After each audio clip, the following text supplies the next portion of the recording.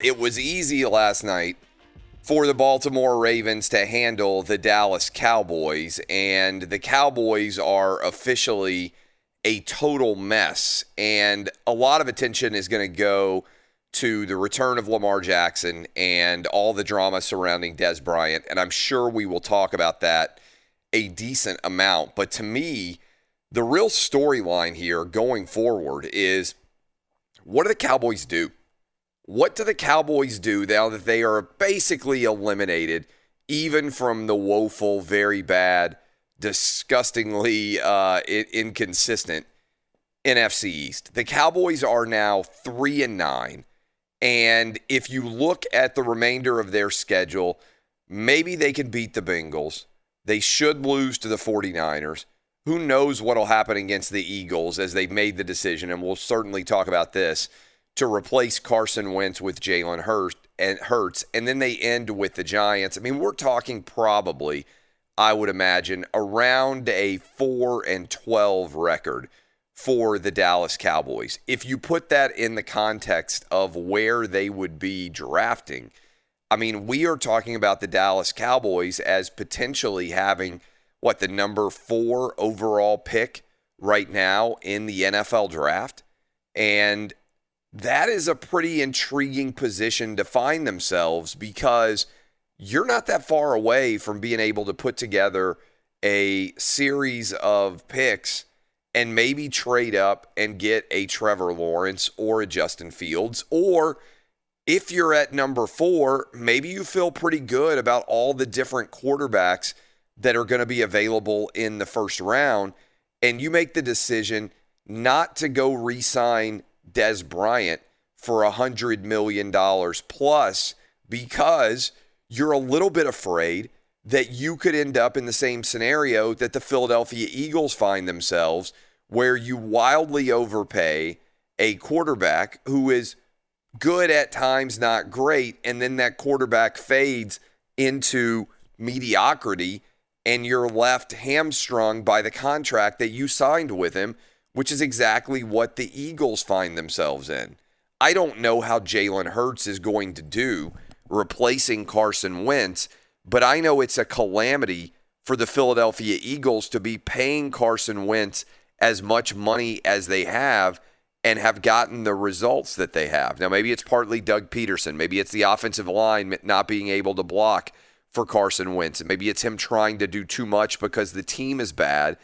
But I could see all of that happening for the Dallas Cowboys next season.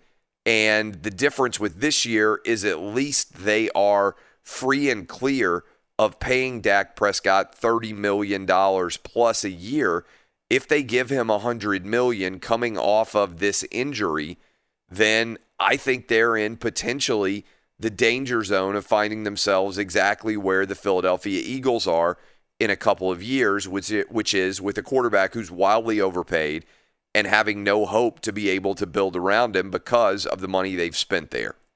On the flip side, so the Dallas Cowboys, and we'll talk about that, what do they do from here going forward now that effectively they are eliminated from being able to win one of the worst divisions that's ever existed in the history of NFL football? And then also for the Baltimore Ravens, they could get on a little bit of a roll now, because we talked about this even after their loss against the Pittsburgh Steelers. If you looked at the Ravens' schedule and kind of projected it ahead, the final 5 games were not particularly difficult. They took care of business against the Cowboys. They seem to have gotten through the COVID mess. They now have nearly a full week to get back into the flow of things before they go on the road against the Browns. Pretty big game there. The Browns are sitting at 9-3. It's going to be a monster game, honestly, because the Ravens will be seeking to send the message, hey, we're still a pretty good, legitimate team that you have to be concerned about. The Browns, that's the last most difficult game that the Browns have left on their schedule. Then the Ravens get the Jags. Then they get the Giants. Then they get the Bengals. It's not crazy to think that the Ravens could start to get on a little run here. If they could beat the Browns, then they're sitting at 11-5, would definitely, I imagine, be in the NFL playoffs, and maybe maybe they got a chance in that first round to play against either the Steelers or the Chiefs or whoever they would end up slotted up against and feel like they have a pretty good chance to win that football game and completely reverse all of the criticism that has been on Lamar Jackson for losing as a home favorite the first 2 years of his NFL career. So a lot of different moving parts coming out of that Tuesday night NFL game. We'll also get into the bottom 5 teams in the NFL now that they are officially set. I ran through, and I'll ask the crew what they think overall, my top 5 when we do that. But to reiterate, the top 5 teams in the NFL based on the NFL Week 13 being complete, I said the Chiefs are the best team in the NFL. I don't think there's anybody who can argue against that.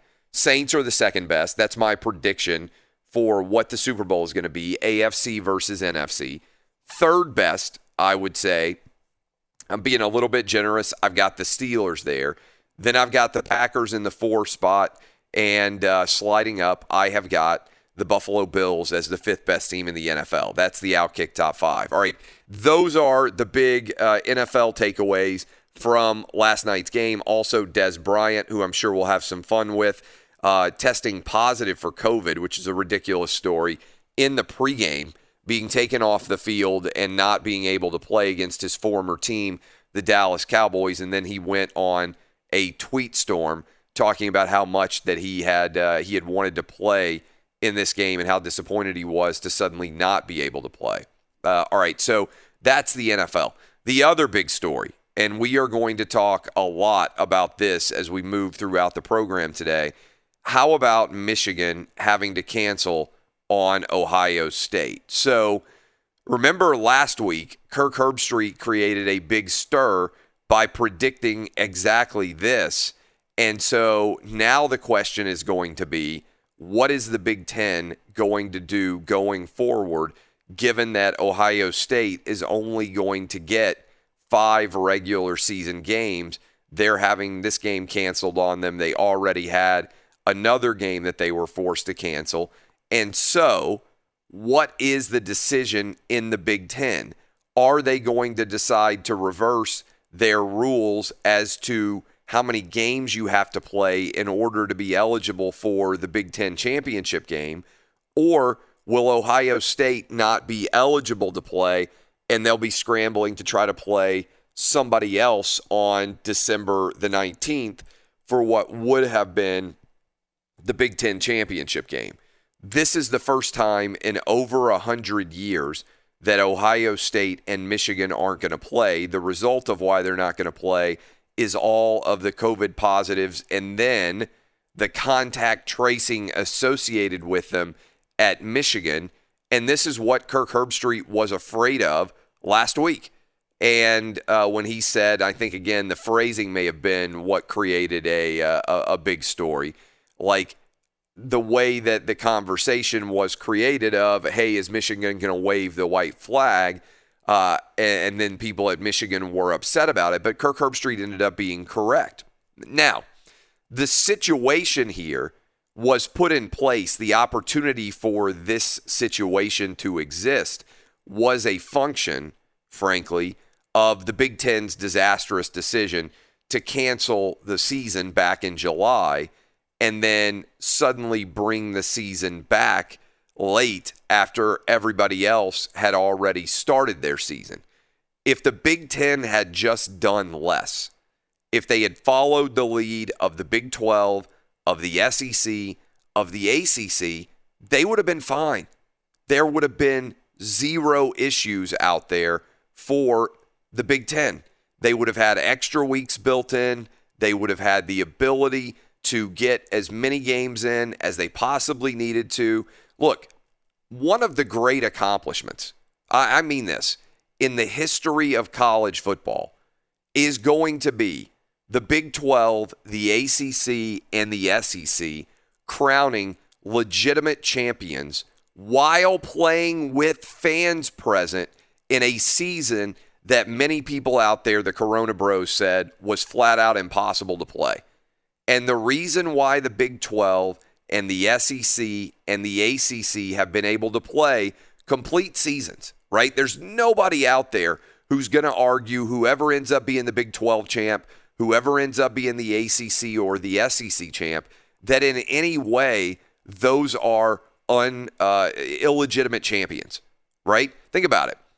The Notre Dame addition to the ACC actually has made the ACC harder.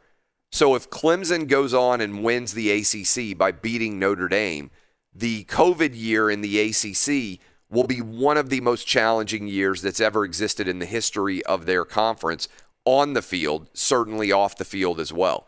How about the SEC? They are going to play, if Alabama wins the SEC, they're going to have won 11 conference games. Nobody in the history of the SEC has ever won more than 9 conference games. And suddenly the SEC is going to rise up and have a champ who goes out and wins 11 conference games in the COVID season. It's an incredible accomplishment. The Big 12 may have even tried to do too much because not only did they play the Big 12 schedule, they played an out-of-conference game. Imagine if Iowa State had never played Louisiana.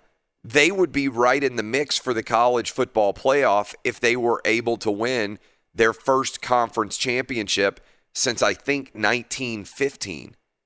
Iowa State and the Big 12, remember that first week of the season, they lost so many different games playing out-of-conference competition. Arguably, they would have been better off if they had only played conference games.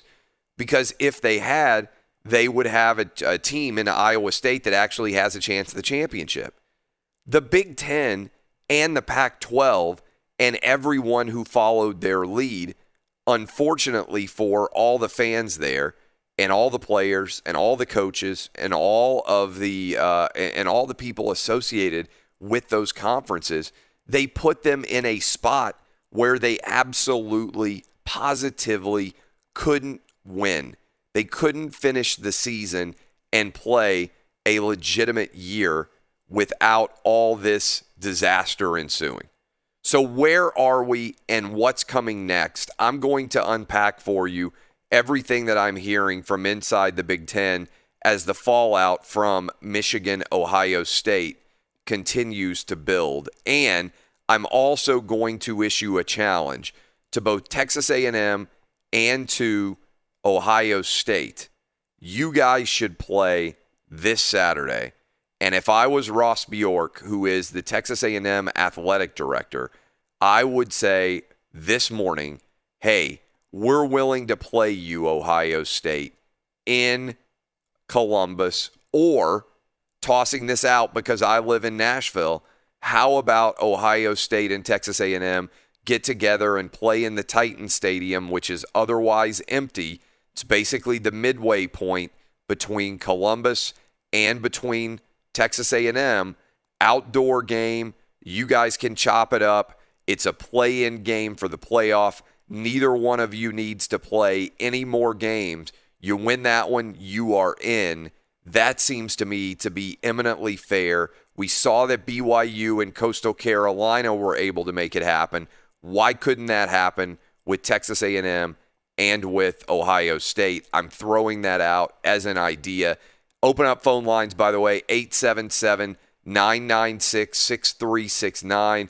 What do you guys think about my idea? Texas A&M playing against Ohio State, play-in game for both teams. Right now, the number 4 and the number 5 team in the college football playoff. Ohio State right now only playing 5 games. Maybe they get to add one more to get to 6. What if they added A&M instead of anybody else in the Big Ten? That, to me, makes a lot of sense.